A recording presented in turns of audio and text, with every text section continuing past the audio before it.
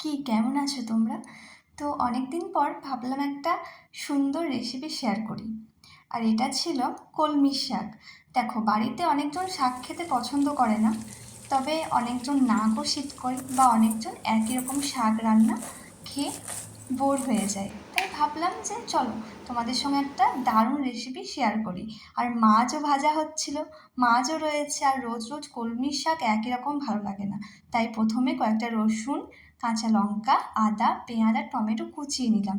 যেভাবে শাক রান্না করো সেভাবেই শাকটা রান্না করে নেবে। আর এটা হলো ভর্তা। আর আমি বলে রাখি, যদি বাড়িতে লাউ পাতা বা কুমড়ো পাতা থাকে তাহলে এটা ট্রাই করো। কুমড়ো পাতা দিয়ে ভীষণ ভালো হয়। আমি কলমি শাকে এটা সেকেন্ড টাইম বানালাম, ভীষণ ভালো হয়েছিল। একঘেয়েমি শাক খেতে কারোরই ভালো লাগে না, ওরও একদম ভালো লাগে না। তাই ভাবলাম যে একটু অন্যরকম বানানো যাক। তেলের উপর নাড়াচাড়া করে একটু লবণ দিলাম, আর ওই কুচনো টমেটোগুলো দিলাম। টমেটো স্কিপ করতে পারো, বাট থাকলে দিও। আর ওই যে মাছ ভাজা, মাছটাও কিন্তু এই শাকের সঙ্গে আর একবার দিয়ে ভেজে নিতে হবে, তাহলে ফ্লেভারটা পাওয়া যাবে, বুঝলে তো? আর এটা দিয়ে আর কিচ্ছু লাগে না। এই ভর্তাটা দিয়ে আমি বাড়িতে এটা প্রায় বানাতাম, তবে আমি কুমড়ো শাক দিয়ে প্রায় বানাতাম, খুব ভালো হয়। তারপর মিক্সার গ্রাইন্ডারের মধ্যে দিয়ে দিলাম, কারণ এখানে তো শিল নোড়া নেই। বাড়িতে শিল নোড়া থাকলে অবশ্যই শিল নোড়াতেই বাটবে। আর 2.5 চামচ মতো সর্ষে, কালো ও সাদা সর্ষে মিশিয়ে। শাকে লবণ দিয়েছিলাম তাই আর লবণ দিইনি। এরপর বেটে নেব ভালো করে। ভীষণ সুন্দর বাটা হয়েছে। তোমরা শিলনোড়াতে বাটতে পারো, আরও ভালো লাগবে খেতে। আমি বাড়িতে শিলনোড়ায় বাটতাম।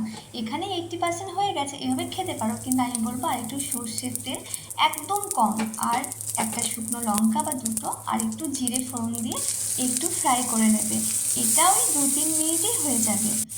আর যখন দেখবে উঠে উঠে আসছে, তখন জানবে যে এটা 100% কমপ্লিট। তবে হ্যাঁ, এখনও 5% ইনকমপ্লিট।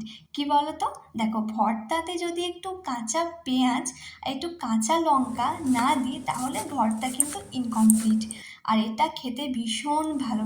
তোমরা এটা একবার বাড়িতে বানিও। যারা শাক খেতে ভালোবাসে না তারাও কিন্তু চেটে পুটে এটা দিয়েই ভাত খেয়ে নেবে। আমার তো এটা ভীষণ প্রিয়, কিন্তু আমি এখানে এসে কলমির শাকে ট্রাই করেছি, কারণ এখানে আমি লাউয়ের শাক বা কুমড়ো শাক পাইনি। তারপর একটু সর্ষের তেল, একটু কাঁচা লঙ্কা, একটু কাঁচা পেঁয়াজ দিয়ে আমি ভালো করে এটা মাখিয়ে নিলাম। আর আজকে সবাই মিলে খাবো, আজকে আমি ভেবেছি অন্যদেরও খাওয়াবো, তাই একটু বেশি পরিমাণেই ছিল।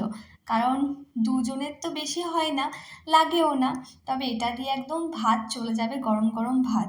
আর মাছের ফ্লেভারটাও পাবে। আর বলে রাখি, যে কোনো মাছ তোমরা ছোট্ট ছোট পোনা মাছ ও পুঁটি মাছও করতে পারো, তাতেও ভালো লাগে। এরপর এই যে ভীষণ সুন্দর হয়েছিল। তোমরা বাড়িতে বানিও আর আমায় কিন্তু কমেন্টে জানিও কেমন।